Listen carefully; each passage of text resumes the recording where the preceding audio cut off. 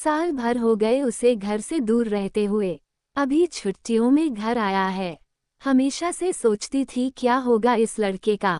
ना अपने हाथ से एक काम करता था, ना किसी काम में इसका मन लगता था। खाना चाहिए तो माँ, कुछ मिल नहीं रहा तो माँ, निधि ने कुछ कह दिया तो माँ, पापा से डांट पड़ी तो माँ। हर बात में माँ माँ। ऊपर से इसका गुस्सा पूछिए ही मत। उतने ही गुस्सैल इसके पापा। कभी कभी तो डर लगता था कि कहीं कुछ गलत ही ना हो जाए। वैसे अपने बच्चों पर पूरा विश्वास है मुझे, लेकिन जवानी ऐसी होती है जो अनजाने में खुद के ही विश्वास को कई बार तोड़ जाती है, तो फिर भला माँ बार का विश्वास कहाँ तक सुरक्षित रहे। हालांकि कभी ये बातें मैंने इनके सामने भी जुबान पर नहीं आने दी।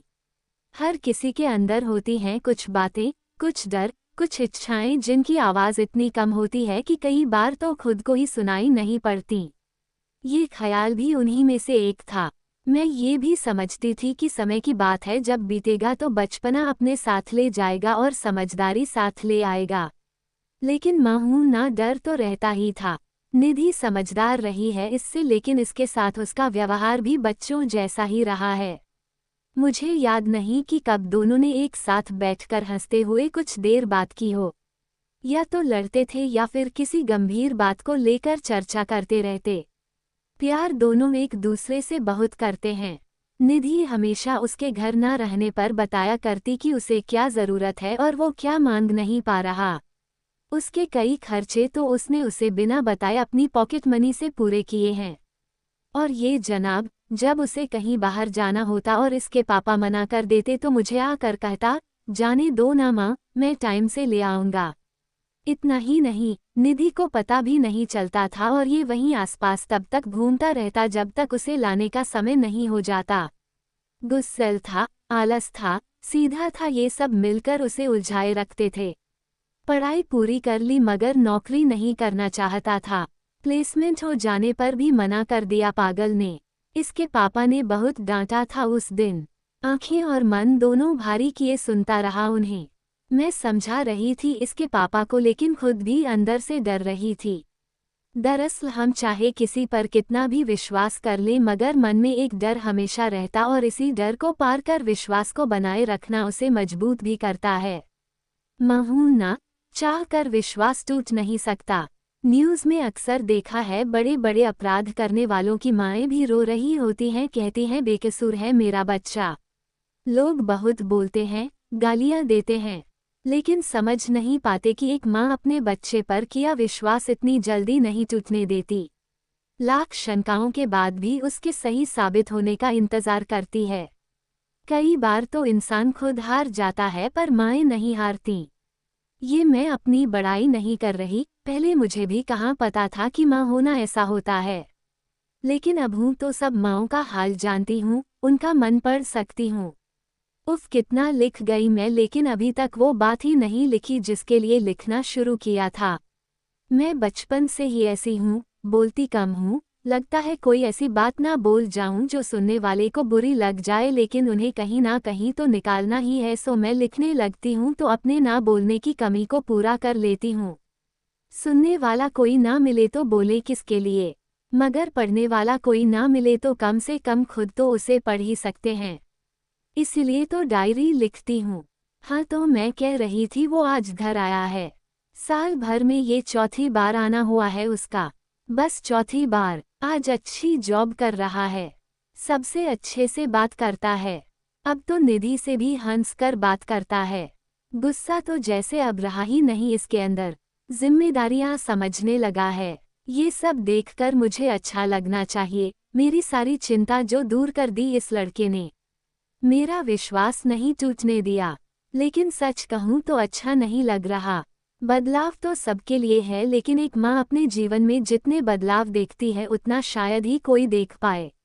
हम कभी बच्चियाँ होती हैं, सबको दुलारी प्यारी लगती हैं, फिर जैसे जैसे बड़ी होती हैं हमें अपने शरीर से लेकर लोगों के हमें देखने के नज़रिए तक में हर छोटा बड़ा बदलाव साफ नज़र आता है। घर छोड़ती हैं तो जीवन बदल जाता है। लगता है एक जन्म में ही दूसरा जन्म जी रहे हैं। बेटे को लेकर मेरा ये अच्छा ना लगना इसी बदलाव की वजह से है। उसे 9 महीने पेट में पाला, अपने सामने रोज उसे बढ़ता देखा। सबसे पहले उसने मम्मा ही कहा था। बीमार होता था तो सांसें गिनती थी उसकी। फिर बड़ा होने लगा। बचपन से कैसा था ये तो मैंने बता ही दिया है। परेशान भी रहती थी इसके लिए, लेकिन आज जब वो अचानक से बदल गया है तो अच्छा नहीं लग रहा। पहले मेरे पास ही बैठा रहता था, लेकिन अब आता है तो सारा दिन लैपटॉप से चिपका रहता है या दोस्तों के साथ बाहर होता है। जब कहो कि कितनी देर लगा दी तो कहता है माँ इतने दिन बाद आया हूँ, दोस्तों से मिलने पर टाइम तो लग ही जाता है। पता नहीं उसे ये क्यों नहीं दिखता कि अपनी माँ से भी वो कितने दिन बाद ही मिला है। उसे भी तो मन करता होगा कि अपने बेटे से पहले की तरह बात करे। आज समझ आ रहा है कि अंदर ही अंदर एक माँ से बड़ा स्वार्थी कोई नहीं होता। मुझे लग रहा है कि उसे हमेशा गुस्सैल, आलसी, सीधा सा लड़का बने रहना चाहिए था, जो हर बात में मम्मी मम्मी करता रहता था। इसे कभी दूर जाना ही नहीं चाहिए था। मैं झेल लेती ना इस सिरदर्दी को। ये नहीं रहता तो निधि भी शांत रहती है। उसका चिल्लाना भी सुने हुए साल भर बीत गया।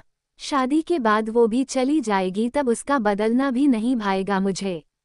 सोचूंगी कि काश ये शादियां होती ही ना। मन में आ रहा है कि घर छोड़ने पर सजा का कोई कानून बना देना चाहिए, लेकिन फिर ये भी सोचती हूँ कि ये तो दुनिया का नियम है। इन सब के बिना सब कैसे चलेगा? इंसान एक जगह रुक भी तो नहीं सकता ना। बस यही सोचकर अब खुद को उतने में ही खुश रखने लगी हूँ जितना मिल रहा है। इतना ही नहीं, आगे के लिए भी खुद को तैयार कर लिया है। बहू आएगी तब ये इतना भी समय कहाँ दे पाएगा। मैं जानती हूँ मेरे बच्चे आज भी मुझे पहले जितना प्यार ही करते हैं और आगे भी करते रहेंगे, लेकिन जताने का वक्त धीरे धीरे कम होता जाएगा। आज मैं ही अपनी माँ को कितना याद करती हूँ।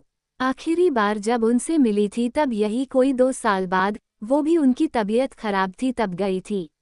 जब हम सबने ऐसा ही किया, फिर अपनी बारी पर बुरा क्यों लग रहा है? अच्छा है ये सब लिखकर मन हल्का कर लेती हूँ, कहीं बोल दूँ तो लोग ताने मार मार जान ले मेरी।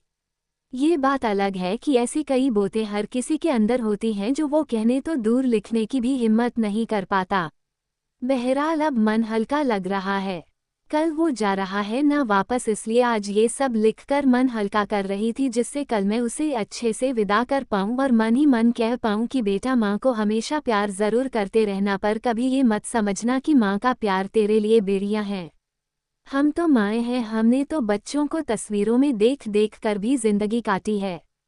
दुनिया की उन सभी माँओं के नाम जिन्होंने ऐसे बदलावों को चेहरे पर मुस्कुराहट सजाते हुए जिया है।